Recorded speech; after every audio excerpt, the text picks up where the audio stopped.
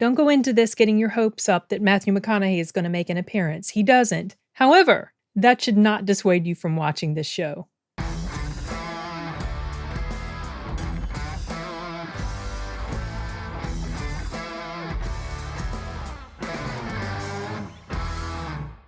I am speaking, of course, about the upcoming series, The Gentleman, that's going to be on Netflix March 7th. I found out about this series a few weeks ago, or maybe a couple months or so I put in a request to get an advanced screener, and I was granted the entire series. I went through it pretty quickly. I was hooked by the first episode. This series is very Guy Ritchie. If you like Guy Ritchie, if you liked The Gentleman, I think you're going to be a fan of this show. I went into this with the thought that it was more directly connected with the movie than I think it really was. I had read somewhere, and that might be inaccurate, that the character played by Theo James. Okay, well, first, let me rewind.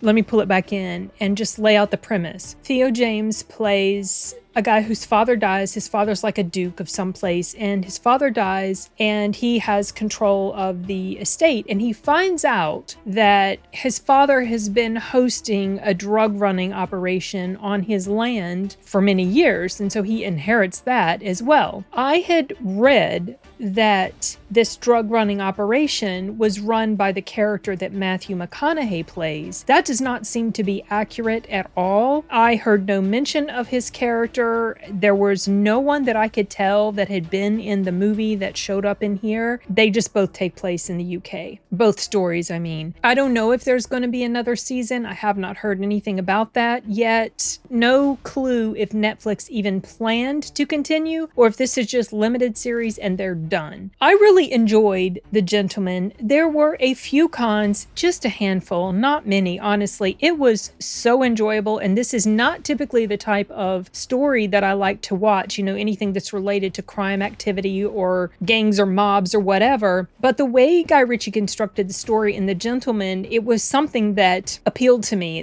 He crafted the characters in such a way that they were interesting, and that interesting aspect of them overrode my dislike of the subject matter and excuse my dogs, of course.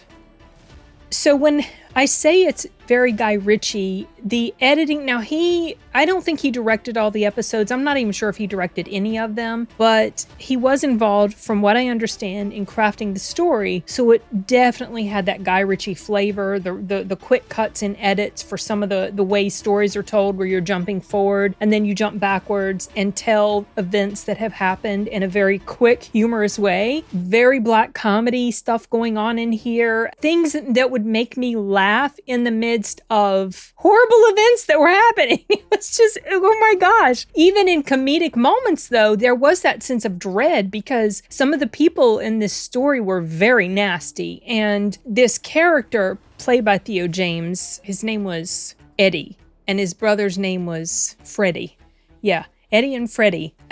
And his brother was a piece of work, let me tell you. His brother was just out of control, such a mess, but pretty funny too. I mean, he was so annoying, and he would do stuff that aggravated the tar out of me. And then it would aggravate me that Eddie even had any confidence to any degree at all in his brother. And then his brother would just go and screw it up, and Eddie's cleaning up his messes. It was just, oh my gosh. And then the lady, Susie, she is the daughter of the guy who's overseeing the actual drug cartel or whatever, and that guy is played by Ray Winstone, and she plays his daughter. And she and Eddie would have to team up from time to time to solve issues that were going on, clean up the mess. Now, the character of Eddie, his entire motivation from the time he finds out what's going on, he wants to get rid of the drug running operation, but he's kind of locked in for a certain amount of time. And so throughout the course of the 8 episodes, it's like a running theme where he's trying to figure out how can he get out of this situation. And he's very locked in, and he finds out that it's not as easy as he expected. So that's part of the conflict of the story. And it's just interesting to see the different situations that he gets into as he tries to use sort of very diplomatic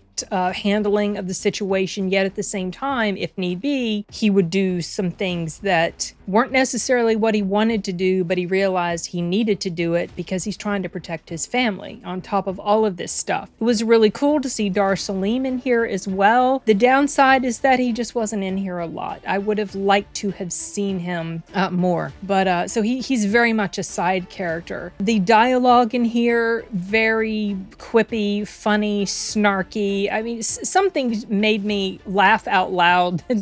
Jeez, oh my gosh. I wrote down one line that someone said, and I can't even remember the scene. I don't even remember what happened. But this guy said something like, "I've been stabbed in the heart. I've been London bridged."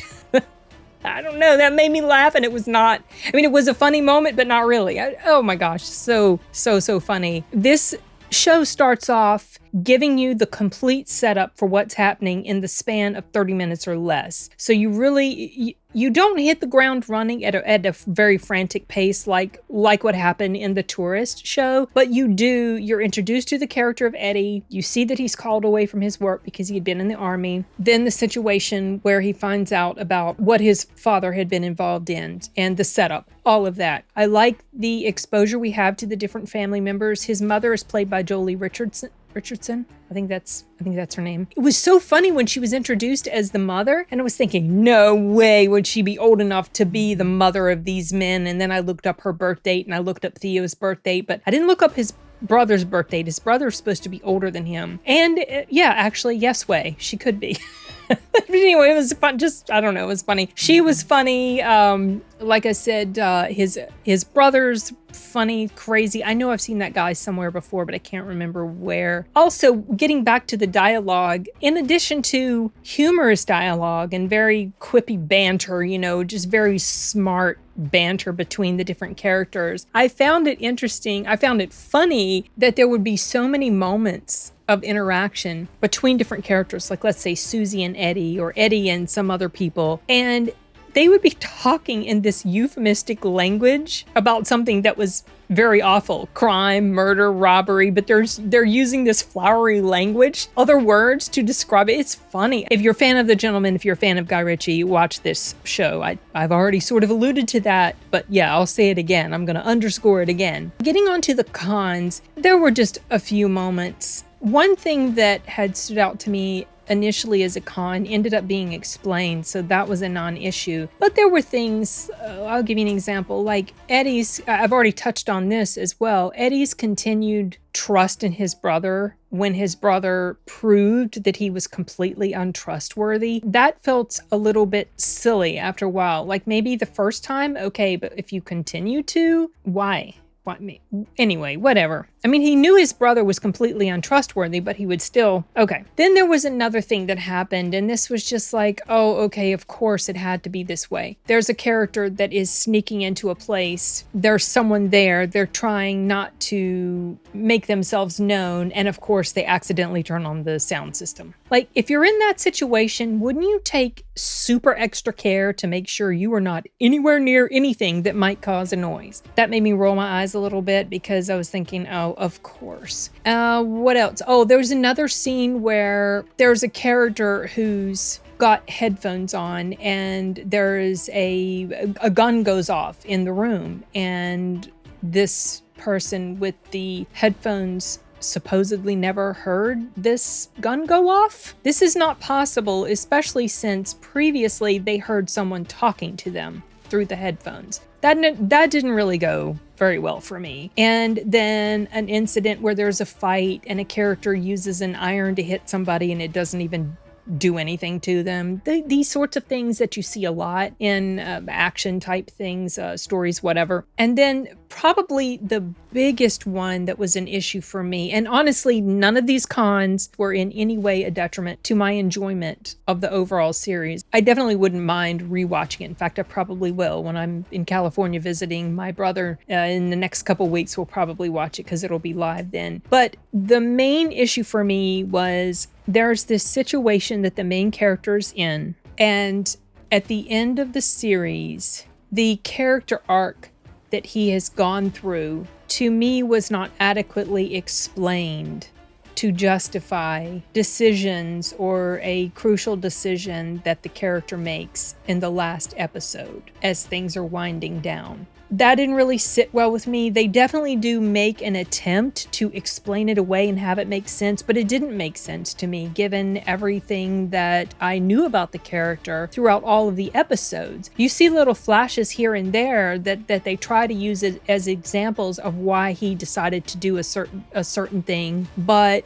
to me, the counter to that was so much stronger than these other little things that you would see about him from time to time. So I felt like the writing on that was probably the weakest element of it, and this is something that happens at the very end. I'm not sure exactly how they could have written it that would have made it make more logical sense. Maybe an episode or two more of certain things, giving us a demonstration that would be easier to buy into this setup that they give us at the end, or this explanation that they give us at the very end, or the conclusion, or whatever. That's really the main thing. Like I said, it's not enough to downgrade this series for me. I had a lot of fun watching it. I looked forward to it every night that I sat down. Sometimes I'll watch a couple episodes. It started off being about an hour for like the first episode, and then it felt like eventually, I don't remember how long the second episode was, but eventually the episodes ended up settling in at like the 45 minute mark. So it's not a huge time commitment and something that could be easily watched over the course of 2 or 3 days. If you're the type of person that likes to sit down and binge something, this is pretty bingeable. But anyway, yeah, that's everything I think I wanted to say about The Gentleman. Just wanted to give you guys the heads up on it. Hopefully you will check it out and enjoy it, and let me know what you think whenever you get around to seeing it. And also how you feel like it compares to the movie. I really enjoyed the movie and I really enjoyed this. I don't know that I could pick one over the other. The character of Theo James really did grow on me. I mean, I've always liked Theo ever since I saw him in Bedlam many years ago, but I never really felt like he had a huge presence on screen or a huge draw, or that there was anything super captivating about him, but I thought he did a really good job in this show. Pulled it off well. I was very happy. So yes, that is definitely all I have to say. So I'm wrapping it up. See you guys later. Adios.